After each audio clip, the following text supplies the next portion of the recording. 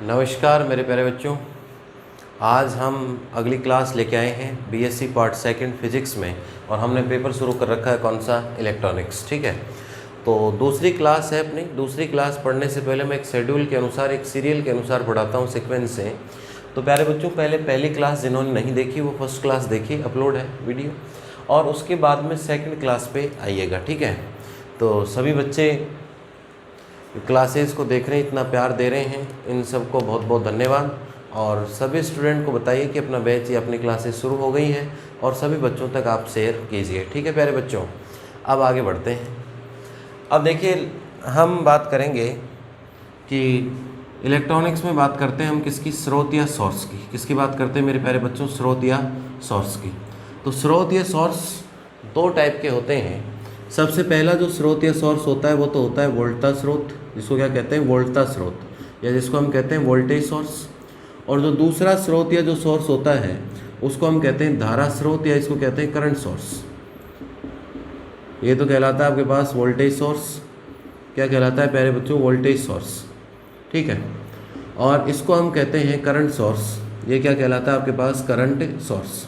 ठीक है, तो इलेक्ट्रॉनिक्स में जब हम सोर्स की बात करेंगे, ऊर्जा स्रोत, एनर्जी सोर्सेज की जब बात करेंगे, तो स्रोत या सोर्सेज दो प्रकार के होंगे। एक तो होगा आपके पास वोल्टा स्रोत, जिसको हम कहते हैं वोल्टेज सोर्स, और दूसरा जो सोर्स होगा उसको हम कहते हैं प्यारे बच्चों धारा स्रोत, या उसको क्या कहते हैं हम, करंट सोर्स। ठीक है, अब देखिए एक एक चीज़ को समझिएगा, बहुत ध्यान से समझिएगा।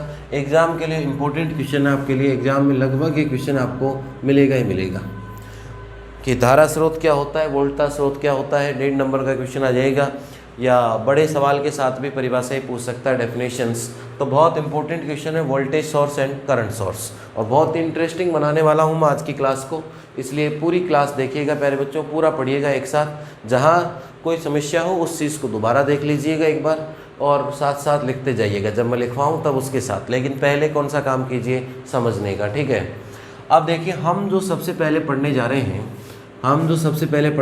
फर्स्ट हम जो पढ़ेंगे वो पढ़ेंगे वोल्टा स्रोत, या क्या पढ़ने जा रहे हैं, वोल्टेज सोर्स। क्या पढ़ने जा रहे हैं मेरे प्यारे बच्चों, वोल्टा स्रोत, या क्या पढ़ने जा रहे हैं, वोल्टेज सोर्स। हेडिंग लगा लीजिए, वोल्टेज सोर्स। अब देखिए वोल्टा स्रोत या वोल्टेज सोर्स में भी क्या किया है कि दो बातें की गई है, कि एक तो कौन सा होता है, एक को तो कहते हैं आदर्श वोल्टा स्रोत, एक को तो क्या कहते हैं, दो भागों में विभाजित करते हैं इसको। एक तो होता है आदर्श वोल्टा स्रोत, जिसको कहते हैं आइडियल वोल्टेज सोर्स। क्या कहते हैं इसको मेरे प्यारे बच्चों, इसको कहते हैं ideal voltage source, ideal voltage source. ठीक है, इसके बाद जो दूसरा है आपके पास, उसे हम कहते हैं वास्तविक, उसे कहते हैं वास्तविक वोल्टा स्रोत, उसे कहते हैं वास्तविक वोल्टा स्रोत। ठीक है, जिसको कहते हैं real voltage source, real voltage source, real voltage source. ठीक है प्यारे बच्चों, अब एक बार समझिएगा लिखना कैसे, उसके बाद मैं बात करता हूँ। देखिए स्रोत या सोर्स कितने प्रकार के हुए, दो प्रकार के। एक होता है वोल्टा स्रोत या वोल्टेज सोर्स, दूसरा होता है मेरे प्यारे बच्चों धारा स्रोत, या कौन सा होता है, करंट सोर्स। सबसे पहले हम पढ़ने जा रहे हैं वोल्टा स्रोत, या क्या कहते हैं, वोल्टेज सोर्स। और वोल्टेज सोर्स भी क्या है, दो टाइप के बताएं, कि एक तो जिसको कहना चाहें हम आदर्श वोल्टा स्रोत, या इसको हम कहते हैं आइडियल वोल्टेज सोर्स। क्या कहेंगे मेरे प्यारे बच्चों, आइडियल वोल्टेज सोर्स। और दूसरा कहलाता है वास्तविक वोल्टा स्रोत, या इसको हम कहते हैं रियल वोल्टेज सोर्स। ठीक है, अब देखिए ध्यान से समझिए, दोनों चीज़ों का बिल्कुल मीनिंग के साथ चलेंगे, दोनों चीज़ों का क्या चलेंगे, मीनिंग के साथ चलेंगे। ठीक है, आदर्श का मतलब होता है कि अपन भी किसी को क्या मान के चलते हैं, आदर्श या आइडियल। तो हम उस व्यक्ति की तरह, मान लो आपने किसी भी एक व्यक्ति को आइडियल मान रखा है, तो उस व्यक्ति की तरह हम बनना चाहते हैं। क्या करते हैं, उस व्यक्ति आदमी की तरह अपन बनना चाहते हैं। अब उस व्यक्ति के जैसा तो नहीं बन पाते, वैसा का वैसा हूबहू थोड़ी बन सकते, नहीं बन पाते। 100% मान लो आपने किसी को भी आइडियल मान रखा, उसके जैसा हूबहू तो नहीं बन सकते, लेकिन उस तक पहुंचने की कोशिश कर सकते हैं। भाई उसके जैसा 70% बन गए, उसके जैसा 80% बन गए, 90%, 92%, लेकिन हूबहू तो नहीं बन सकते। हर व्यक्ति अपने आप में यूनिक है। अब आपने जिसको आदर्श मान रखा, जिसको आपने क्या मान रखा, आइडियल, उसके जैसा आप बनने की कोशिश कर सकते हो, लेकिन हूबहू नहीं बन सकते, या उस एग्जैक्ट स्थिति में हम कभी भी नहीं पहुंच सकते। तो देखिए आदर्श वोल्टा स्रोत क्या कहता है कि एक वोल्टेज सोर्स, ये कोई भी वोल्टा स्रोत है, ठीक है, उस वोल्टता स्रोत की कोई भी आंतरिक प्रतिबाधा, जिसको कहते हैं जेड इंटरनल, जेड का मतलब होता है मेरे प्यारे बच्चों प्रतिबाधा, आंतरिक प्रतिबाधा तो हो नहीं, क्या नहीं हो उसमें, आंतरिक प्रतिबाधा नहीं हो, कि एक ऐसा वोल्टता स्रोत, एक ऐसा वोल्टेज सोर्स जिसकी कोई आंतरिक प्रतिबाधा या इंटरनल इम्पीडेंस, आंतरिक प्रतिबाधा या इंटरनल इम्पीडेंस, कि उसकी कोई इंटरनल इम्पीडेंस तो हो नहीं। पहली बात ध्यान से सुनना, जिसकी आंतरिक प्रतिबाधा तो हो नहीं, और इसके इस स्रोत के आगे क्या जुड़ा रहता है, लोड, इसके आगे क्या जुड़ा रहता है मेरे प्यारे बच्चों, लोड, जिसको कहते हैं ZL, जिसको कहते हैं लोड प्रतिबाधा। और लोड में परिवर्तन करने से, लोड में क्या करने से, परिवर्तन करने से उसकी वोल्टता पे, ये तो हो गया आपके पास आंतरिक प्रतिबाधा तो हो नहीं, ठीक है, प्रतिबाधा का मतलब उसमें कोई भी रुकावट नहीं हो, ठीक है, तो इंटरनल इम्पीडेंस या आंतरिक प्रतिबाधा तो कोई हो नहीं, और उसमें लोड जो हम जोड़ते हैं बाहर, जो भी उपकरण या ऑपरेटर्स लगाते हैं वो लोड हो गया, जिसका जो लोड है, अगर लोड को अगर परिवर्तित करें, लोड को क्या करें, परिवर्तित, तो वोल्टता में कोई परिवर्तन नहीं हो, वोल्टता में कोई परिवर्तन नहीं हो, वोल्टता में कोई परिवर्तन नहीं हो। ये कह रहा है कि एक ऐसा वोल्टेज सोर्स जिसके अंदर आंतरिक प्रतिबाधा या इंटरनल इम्पीडेंस नहीं हो, पहली बात, अंदर किसी प्रकार की कोई रुकावटें नहीं हो, और जब इसमें लोड चाहे कम करूं चाहे ज़्यादा करूं, लोड को परिवर्तित करूं या लोड को अगर मैं चेंज करूं, तो उसकी वोल्टता में, उसकी वोल्टेज में कोई परिवर्तन या there is no change in voltage, तो ऐसा स्रोत कौन सा कहलाता है, आदर्श वोल्टता स्रोत। कौन सा कहलाता है मेरे प्यारे बच्चों, आदर्श वोल्टता स्रोत। अब आदर्श को देखो एक साधारण उदाहरण से समझते हैं, इसको छोड़ो। ये कह रहा है, सपोज करो अपने कि एक ऐसा जनरेटर हो, क्या हो, एक ऐसा जनरेटर हो, एक ऐसे मान लो कि ये क्या आपके पास जनरेटर, समझने के लिए बता रहा हूँ प्यारे बच्चों, इसको यहाँ मत जोड़ना, लेकिन ये परिभाषा आपके दिमाग में हमेशा के लिए सेट हो जाएंगी, चाहे आप वोल्टता स्रोत पढ़ें चाहे आप क्या पढ़ें, धारा स्रोत। एक जनरेटर ले लिया, अब ये कह रहा है कि जनरेटर को हमने कर दिया चालू, जनरेटर को हमने क्या कर लिया प्यारे बच्चों, चालू कर लिया, स्टार्ट कर लिया, और जनरेटर के आगे हम ये जो भी आप कोई उपकरण चलाना चाह रहे थे, इन सब के किसी का भी हमने अभी तक कनेक्शन नहीं कर रखा, ठीक है, अभी अपने जनरेटर काम आ रहा है क्या, नहीं आ रहा, लेकिन जनरेटर को हमने क्या कर दिया, स्टार्ट, ठीक है। अब जनरेटर स्टार्ट है, जनरेटर अपने कोई काम नहीं आ रहा है कि कोई काम, अभी तक मैंने कनेक्शन नहीं जोड़ा आगे, जिसको भी जो भी लोड है, ये क्या कहलाते हैं मेरे प्यारे बच्चों, लोड कहलाते हैं, ये क्या कहलाते हैं, लोड, ठीक है। अभी जनरेटर स्टार्ट कर दिया और आगे से लोड जोड़ा नहीं अभी तक, ठीक है। अब ये जनरेटर मान लो डीजल से चलता है, तो जनरेटर में डीजल लगेगा कि नहीं लगेगा, यस और नो बताओ मुझे कमेंट करके, जनरेटर में डीजल लगेगा कि नहीं लगेगा, लगेगा, क्योंकि जनरेटर स्टार्ट है, चाहे अपने काम आ रहा हो नहीं आ रहा हो, ठीक है, क्योंकि जनरेटर की खुद के अंदर कुछ रुकावट होती है, उस रुकावट को ही हम क्या कहते हैं, प्रतिबाधा, जिसको हम पहले प्रतिरोध कहते हैं। प्रतिरोध तो सिर्फ एक ही चीज़ के लिए था, प्रतिबाधा में सारे आ जाते हैं, इंडक्टेंस, कैपेसिटर, प्रतिरोध, सबका मिला के एक नाम क्या देते हैं, प्रतिबाधा। भाई पहले तो हम कहते थे प्रतिरोध या रेजिस्टेंस, क्या पढ़ के आते थे मेरे प्यारे बच्चों, आर, ठीक है। अब कैपेसिटर हो, इंडक्टेंस हो, जो भी हो, इन सबको हम क्या कहते हैं, इन सबको एक नाम दे दिया, चाहे आपके पास अर्धचालक हो, इन सबको मिला के एक नाम क्या दे दिया, प्रतिबाधा या इम्पीडेंस। तो ये 5 नाम नहीं बोल के हम एक नाम बोल देते हैं क्या, प्रतिबाधा। अब ध्यान से समझना मेरी बात को, हमारे पास एक जनरेटर है, ध्यान से समझना भाई, जनरेटर है, जनरेटर में ये आगे लोड है, लेकिन लोड अभी जोड़ नहीं रखे, मैंने कनेक्शन दूर कर रखा है ये लो, ठीक है।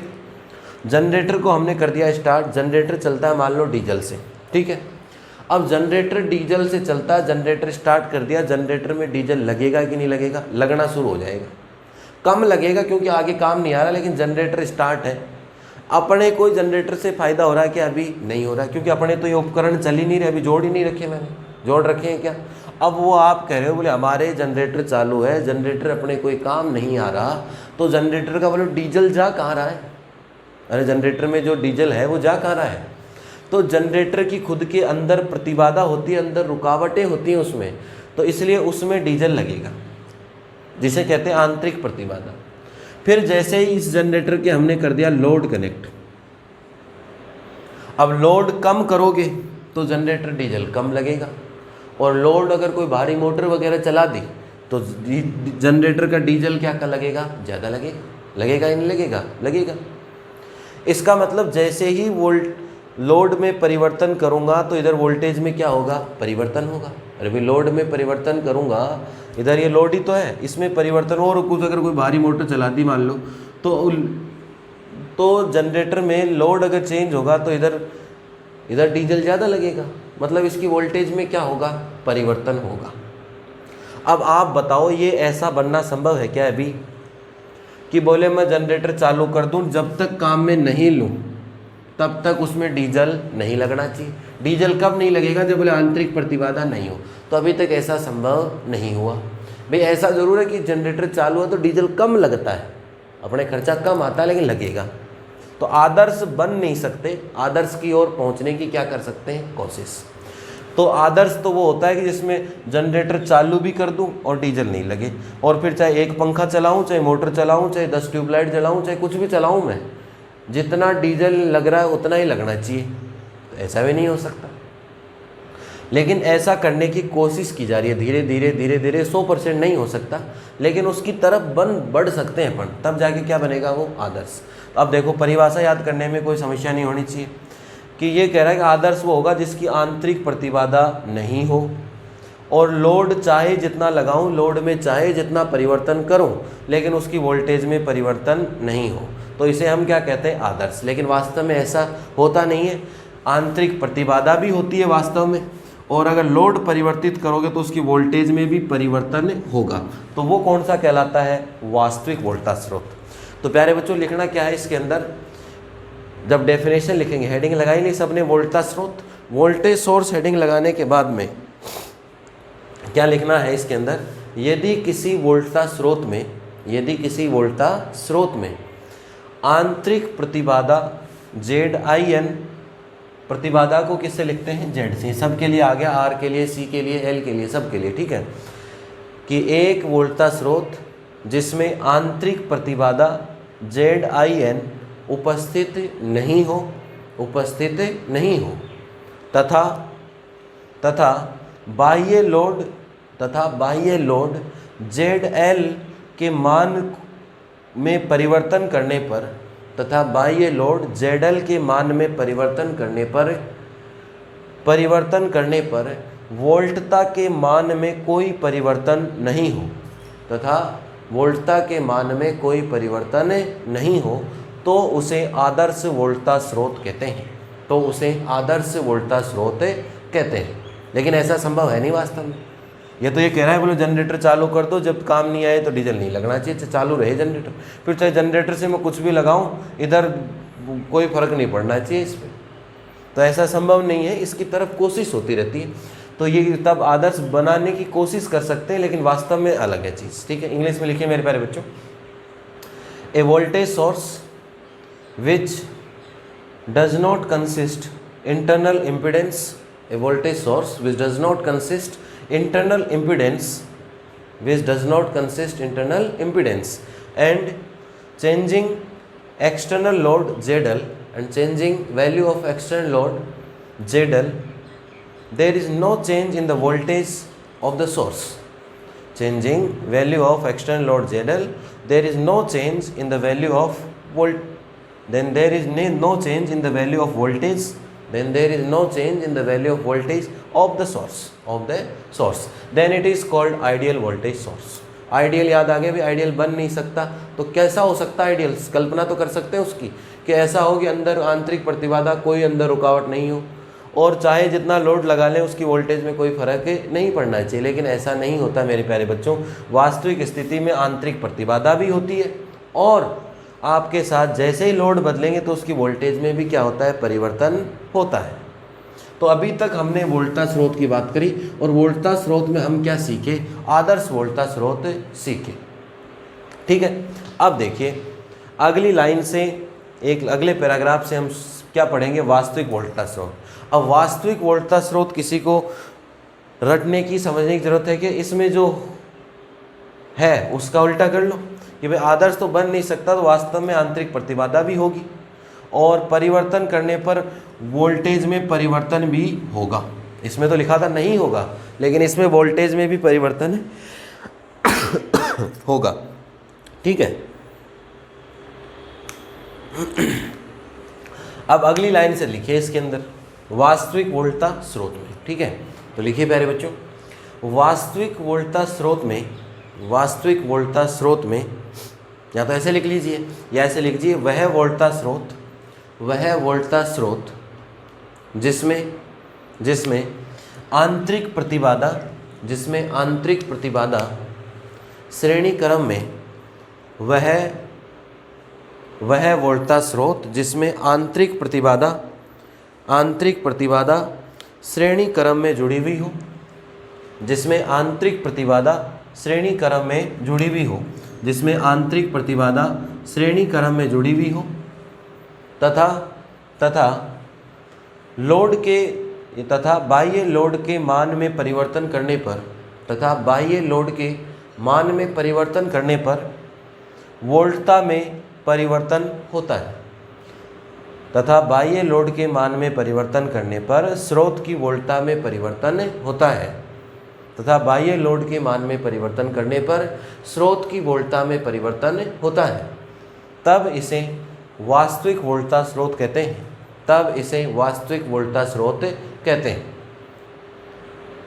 इंग्लिश में लिखिए मेरे प्यारे बच्चों, a voltage source which consist internal impedance, a voltage source which consists internal impedance in series order, a voltage source which consists internal impedance in series order, and when value of external load, and when value of external load is changing, and when value of external load ZL is changing, then there is also change in the voltage of source, then there is also change in the voltage of the source, then it is called real voltage source, then it is called real voltage source। तो मैं उम्मीद कर रहा हूँ प्यारे बच्चों सबके समझ आया होगा। ज़रूर बताइए मुझे कि वोल्टता स्रोत आप सभी के समझ में आया कि नहीं आया। देखो ऑनलाइन में दोनों ऑप्शन है, कोई चीज़ कम समझ में आती है दोबारा बैक कर लो, दोबारा से सुन लीजिए, दोबारा से देख लीजिए चीज़ को, और फिर भी कोई चीज़ समझ ही नहीं आ रही है, सभी बच्चों की कोई दिक्कत आ रही है, कोई टिपिकल टॉपिक है, तो उस टॉपिक को फिर अपन एक एक्स्ट्रा क्लास और लगा के और डिस्कस कर लेंगे। भी सबकी कॉमन प्रॉब्लम आ जाती है कुछ टॉपिक्स में, तो कॉमन प्रॉब्लम को अपन और डिस्कस कर सकते हैं। लेकिन रटने का कोई काम नहीं। आदर्श का मतलब जिसकी तरफ पहुंच सकते हैं, बन नहीं सकते। बोले ऐसा हो जिसके अंदर कोई समस्या नहीं हो। समस्या का मतलब आंतरिक प्रतिबाधा नहीं हो, और चाहे जितना लोड लगाऊं वोल्टेज में कोई फर्क नहीं पड़े, तो वो क्या कहलाता है? आदर्श। लेकिन ऐसा संभव है नहीं मेरे प्यारे बच्चों। आदर्श बनने की कोशिश कर सकते हैं, इसलिए आंतरिक प्रतिबाधा भी होगी और लोड बदलने पे वोल्टेज का मान भी परिवर्तित होगा, तो उसे हम क्या कहते हैं? वास्तविक वोल्टता स्रोत। तो उम्मीद कर रहा हूँ कि सबने समझा होगा। इसके बाद हम शुरू करेंगे मेरे प्यारे बच्चों जिसको हम कहते हैं धारा स्रोत, जिसको कहते हैं धारा स्रोत या करंट सोर्स। बहुत इंपॉर्टेंट है, एग्जाम में ज़रूर मिलेगा बच्चों। परिभाषा, डेफिनेशन बड़े सवाल के साथ भी आ सकता है, अलग से जो छोटे क्वेश्चंस आते हैं उनमें भी पूछ सकता है, लेकिन बहुत बार एग्जाम में पूछता है कि स्रोत या सोर्सेज में वोल्टेज सोर्स को बताइए, करंट सोर्स को बताइए। इसके बाद देखिए सेकंड की बात करते हैं हम। सेकंड है अपना धारा स्रोत, या इसको हम क्या कहते हैं मेरे प्यारे बच्चों? Current source. धारा स्रोत या इसको हम क्या कहते हैं? Current source. करंट सोर्स, इसमें ही वही दो हैं, दो चीज़ों के साथ पढ़ेंगे इसको। एक तो हो गया आपके पास आदर्श, एक तो कौन सा हो गया आपके पास? आदर्श धारा स्रोत। एक तो कौन सा हुआ प्यारे बच्चों? आदर्श धारा स्रोत। और एक दूसरा हुआ मेरे प्यारे बच्चों कौन सा? जिसको हम कहते हैं वास्तविक धारा स्रोत। आदर्श धारा स्रोत है, इसको हम कहते हैं वास्तविक धारा स्रोत। एक हो गया आइडियल, एक हो गया रियल। एक तो हो गया ideal current source, ideal current source, ठीक है, और एक हो गया आपके पास रियल करंट सोर्स, ठीक है। आइडियल करंट सोर्स और एक हो गया रियल करंट सोर्स, ठीक है। अब देखिए आदर्श कैसा हो सकता है। देखो आदर्श से कोई भी होगा तो है नहीं, लेकिन आदर्श बने तो कैसा बनेगा? होगा तो जो वास्तव में व्यवहारिक रूप में दैनिक जीवन में अपने काम आता है। वो तो कौन सा काम आता है? वास्तविक धारा स्रोत, या कौन सा काम आता है? रियल करंट सोर्स ही काम आता है। अब बोले आदर्श बने तो कैसा बने और आदर्श कैसे बना सकते हैं। अब देखिए आदर्श में कहता है कि बोले एक ऐसा धारा स्रोत, एक ऐसा धारा स्रोत, एक ऐसा करंट सोर्स जिसके समांतर क्रम में अनंत प्रतिरोध लगा हुआ हो, जिसके समांतर क्रम में क्या लगा हुआ हो, अनंत प्रतिरोध। तो देखो बालकों समझ में आया होगा कि एक ऐसा धारा स्रोत जिसके समांतर क्रम या पैरेलल ऑर्डर में इनफाइनाइट रेजिस्टेंस लगा हुआ हो, अनंत प्रतिरोध लगा हुआ हो। अब अनंत या इनफाइनाइट आज तक देखा क्या बच्चों, किसी ने नहीं देखा। भाई अनंत क्या होता है, कोई कहता है 10 है तो 10 है तो मैं 15 लगा दूंगा, कोई कहता है मैं 1 लाख लगाऊंगा मैं 1.5 लाख लगा दूंगा, लो प्रतिरोध 1.5 लाख ओम लगा दूंगा। कोई कह रहा 10 लाख लगाऊंगा मैं 11 लाख लगा दूंगा, कोई कह रहा 1 करोड़ लगाऊंगा तो 2 करोड़ लगा देंगे अपन। लेकिन अनंत हो सकता है क्या, अरे इनफाइनाइट हो सकता है क्या, नहीं हो सकता। तो इसलिए हम कल्पना ही कर सकते हैं कि एक ऐसा धारा स्रोत या एक ऐसा करंट सोर्स जिसके समांतर क्रम या पैरेलल ऑर्डर में इनफाइनाइट रेजिस्टेंस या अनंत प्रतिरोध जुड़ा हुआ हो, तो वो धारा स्रोत कौन सा कहलाता है मेरे प्यारे बच्चों, आदर्श धारा स्रोत है। इसको हम क्या कहते हैं, आइडियल करंट सोर्स कहते हैं उसको। क्या कहते हैं उसको, आदर्श धारा स्रोत, या उसको क्या कहते हैं, आइडियल करंट सोर्स। देखो आदर्श बनने की कोशिश की जा सकती है, भाई अनंत तो नहीं लगा सकते, लेकिन 1 लाख लगा दें, 2 लाख लगा दें, और सिस्टम बड़ा बन जाए तो और प्रतिरोध उसमें जोड़ दें, 3 4 5 कितने भी करोड़ अरब कितना भी प्रतिरोध या रेजिस्टेंस उसमें लगा सकते हैं, बढ़ाते बढ़ाते वैल्यू को हाई कर सकते हैं। लेकिन अनंत थोड़ी जा सकते हैं, अरे काउंटिंग तो हो ही पाएगी उसकी। अनंत तो वो होता है जिसकी काउंटिंग ही नहीं हो पाए, तो काउंटिंग तो होगी, प्रतिरोध या रेजिस्टेंस लगाने वाले तो हम ही हैं उस सिस्टम या उपकरण में। तो इसलिए प्यारे बच्चों आदर्श की कल्पना कर सकते हैं कि ये इतना लग जाए, लेकिन लगेगा उसकी काउंटिंग जरूर होगी, ठीक है। इसके बाद वास्तविक धारा स्रोत में क्या होगा कि समांतर क्रम में जो प्रतिरोध होगा वो एक निश्चित मात्रा में होगा, एक फाइनाइट क्वांटिटी होगी, एक निश्चित राशि होगी। भाई अनंत हो नहीं सकता, तो वो धारा स्रोत कौन सा बन जाता है, वास्तविक धारा स्रोत। तो लिखिए मेरे प्यारे बच्चों इसमें कि वह धारा स्रोत, हेडिंग लगाई ली होगी आप सबने, धारा स्रोत या कौन सा है, करंट सोर्स। ये तो समझाने के लिए 2 भाग बता देता हूँ मैं, बाकी अपन 2 पैराग्राफ में लिख रहे हैं, एक में आदर्श की बात कर लेते हैं और एक में किसकी बात कर लेते हैं, वास्तविक की। समझ में आ रहा होगा सबको, फिर से बता दीजिए मुझे। कोई टॉपिक में फिर कोई समस्या रह जाती है, बार बार कह रहा हूँ, घबराने की जरूरत नहीं, इधर उधर सोचने की जरूरत नहीं है, कहीं जाने की जरूरत नहीं। तीनों सब्जेक्ट अपन पढ़ ही रहे हैं, मैथ्स फिजिक्स केमिस्ट्री सब, तो फिर एक ही प्लेटफॉर्म पे बहुत अच्छे से पढ़िएगा प्यारे बच्चों। लिखने की कला है, कैसे लिखना है, एक बार नोट्स बनाते रहो, फिर मैं एग्जाम की लिखने की कला है, आर्ट ऑफ राइटिंग, जो सबसे इंपॉर्टेंट चीज़ है कि हम क्वेश्चन आते हुए भी हमारे मार्क्स पूरे नहीं आते। क्यों नहीं आते, लिखने की कला नहीं है अपने पास। तो आर्ट ऑफ राइटिंग, कैसे सवाल का जवाब देना है, कैसे डायग्राम बनाना है, कैसे उसके प्रकार या विभाजन बांटने हैं, ये सारी चीज़ें मैं सिखा दूंगा, जिससे कि हम अगर कोई छोटी मोटी मिस्टेक भी कर दें तो भी एग्जामिनर को लगे नहीं और पूरे में से पूरे मार्क्स आपको मिले। तो लिखिए प्यारे बच्चों परिभाषा, वह धारा स्रोत जिसमें अनंत प्रतिरोध, वह धारा स्रोत जिसमें अनंत प्रतिरोध, वह धारा स्रोत जिसमें अनंत प्रतिरोध समांतर क्रम में, अनंत प्रतिरोध समांतर क्रम में लगा हुआ हो, अनंत प्रतिरोध समांतर क्रम में लगा हुआ हो या जुड़ा हुआ हो, अनंत प्रतिरोध समांतर क्रम में लगा हुआ या जुड़ा हुआ हो, तो उसे आदर्श धारा स्रोत कहते हैं। तो उसे आदर्श धारा स्रोत कहते हैं। तो उसे आदर्श धारा स्रोत कहते हैं। A current source which consists infinite resistance in parallel order. A current source which consists infinite resistance in parallel order,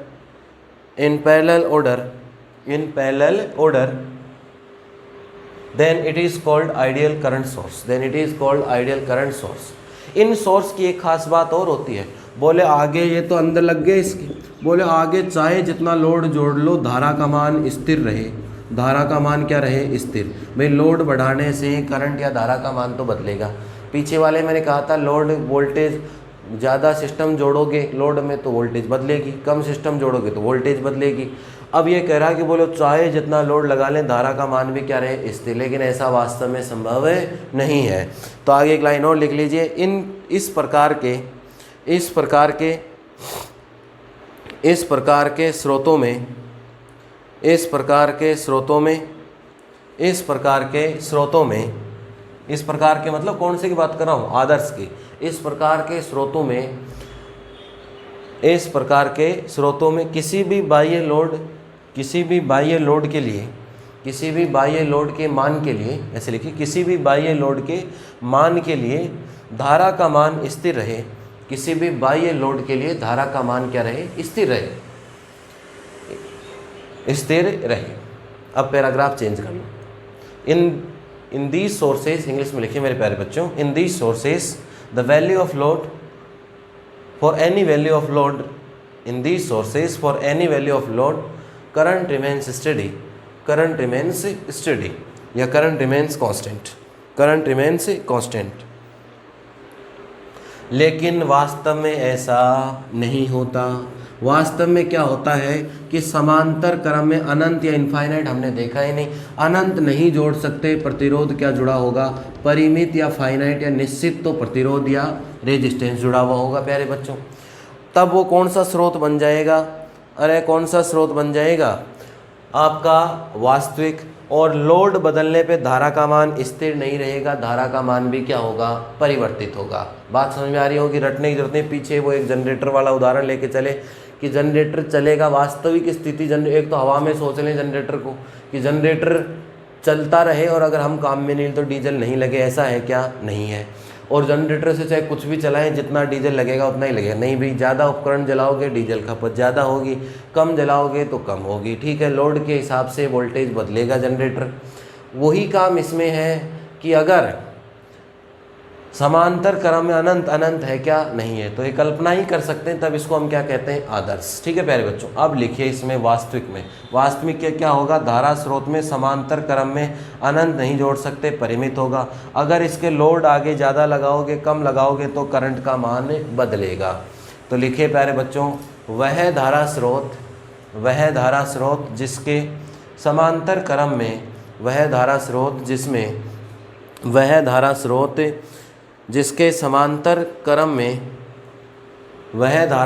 जिसके समांतर क्रम में परिमित या फाइनाइट, वह धारा स्रोत जिसके समांतर क्रम में परिमित प्रतिरोध,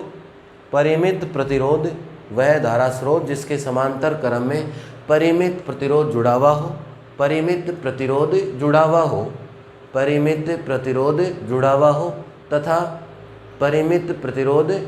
हो, तथा बाह्य लोड के मान में परिवर्तन से, तथा बाह्य लोड के मान में परिवर्तन होने पर,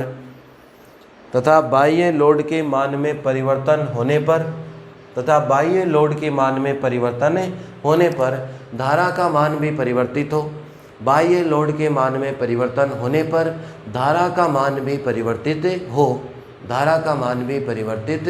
हो, तो उसे वास्तविक धारा स्रोत कहते हैं।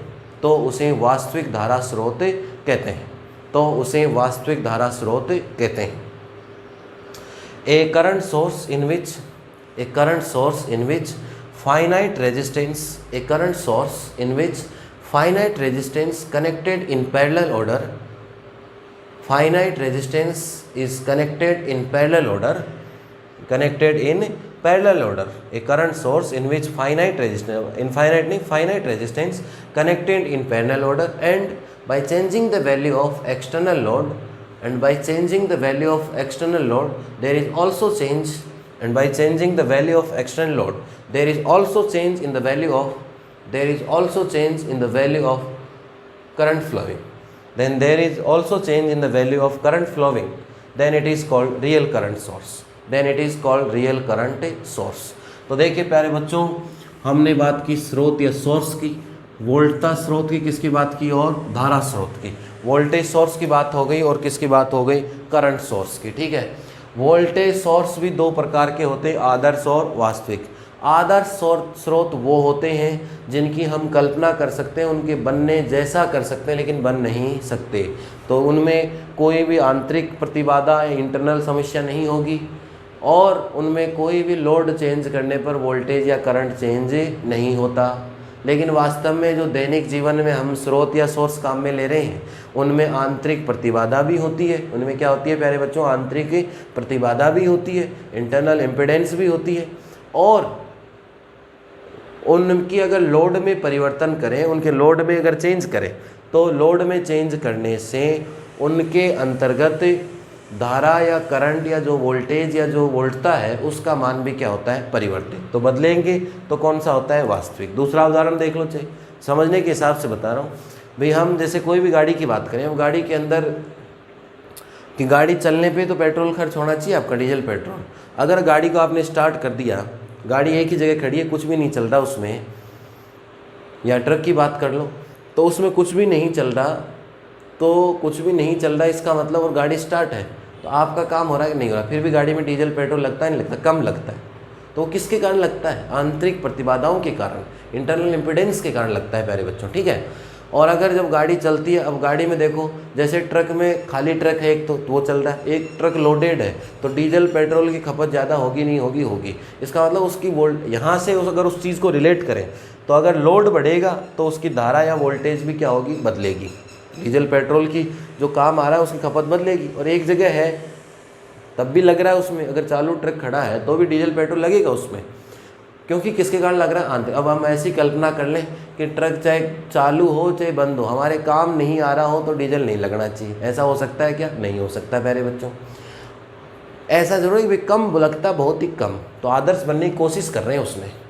और चाहे ट्रक खाली जाए चाहे ट्रक में लोड भरा हुआ जाए, डीजल उतना ही लगना चाहिए। तो ऐसा है क्या? संभव नहीं है प्यारे बच्चों। तो इसलिए वास्तव में अलग चीज़ है, चीज़ परिवर्तित होती है, और आदर्श हम सोच सकते हैं, उसकी कल्पना कर सकते हैं कि ऐसा हो सकता है। तो मैं उम्मीद कर रहा हूँ कि दोनों टॉपिक बहुत अच्छे से समझे होंगे। वोल्टता स्रोत और कौन सा? धारा स्रोत। इनमें भी हम 2-2 पैराग्राफ में लिखी हैं सारी चीज़ें, तो नोटबुक बना लीजिए प्यारे बच्चों जिन्होंने नहीं बनाई। मेरा यही लक्ष्य है कि राजस्थान का एक भी बच्चा छूटना नहीं चाहिए पीएससी के अंदर। यहाँ नहीं पढ़ पाया इसका मतलब गलती हमारी है कि आप लोगों ने और मैंने उस बच्चे तक बता ही नहीं पाए उसको कि यहाँ पढ़ रहे हैं, सिस्टमेटिक ढंग से क्लासें चल रही हैं अपनी। तो इसलिए सब बच्चों तक मेरे प्यारे बच्चों बताइए, शेयर कीजिए, बैचेस शुरू हैं अपने, और जुड़े रहिए। सब बच्चे बहुत सारा प्यार दे रहे हैं, इसके लिए सबको बहुत बहुत धन्यवाद। मिलते हैं बच्चों अगली क्लास में। रोज़ पढ़ते रहिएगा और कमेंट करके बताते रहिएगा।